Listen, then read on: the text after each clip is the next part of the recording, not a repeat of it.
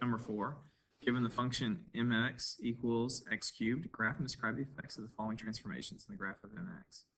All right, so as I look at this, I'm going to first just try my knowledge. I see 1, 2, 3, 4 transformations. Count again, 1, 2, 3, and 4. So this, remember there's two rules. We have HIVO, horizontal is inside, vertical is outside, and we also have that the inside lies, the outside tells the truth. That's rule 2. Okay, so this here is on the outside. So since it's outside, it's going to be vertical according to HIVO, and it's going to tell the truth. So a negative just means you flip values. So this is a vertical flip or reflection, you could call it. And if you think about it, if you're reflecting vertically, just draw a little graph. That means going from up here, let's say in the first quadrant to the fourth, you're flipping over the x-axis. So I would say vertical reflection over the x-axis. That's that transformation. The next is in here. This is inside. Notice I said in here. So it's inside. If it's inside, we know that it's horizontal. Horizontal will lie. Inside, horizontal, and it lies. So normally when you multiply by 2, something gets bigger. Since it's lying, it's going to shrink. So horizontal shrink, or you could say compression. And by factor, instead of multiplying by 2, it's like dividing by 2, or you could think of it as by doing the reciprocal. This is 2 over 1, so it's like multiplying by 1 over 2.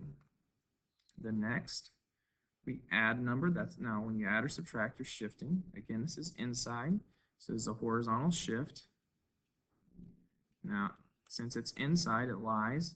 So instead of going positive 5, it will be negative 5, which would be left, horizontal shift, left, and we'd start to put 5 and think we're correct, but it's actually going to be 5 over 2. So because, again, this is lying. You'd think it's being stretched. It's actually being shrunk, which means multiplied by 1/2. So it would be 5 times 1/2, which is equal to that. I'll put that in parentheses.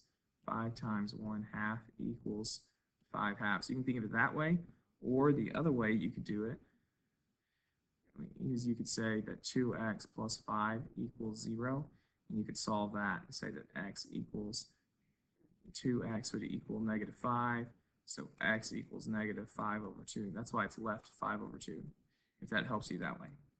And finally, the last transformation. This is vertical because it's outside, so it's vertical. It's adding, so it would be a shift. And vertical tells the truth, so this would be up 4 units. So these are my transformations here.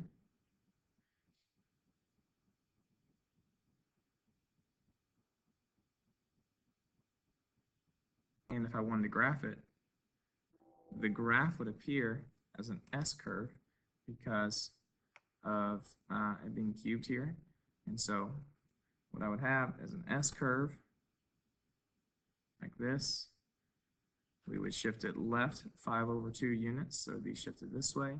It is shifted up, and then you would vertically reflect it, which would mean this would then flip this way, and not only that, we would shrink it horizontally, which I'm not sure if I can do that, but it would kind of make it look, well, it won't let me shrink it horizontally. You would kind of shrink it inside horizontally, and it would make it vertically seem to stretch.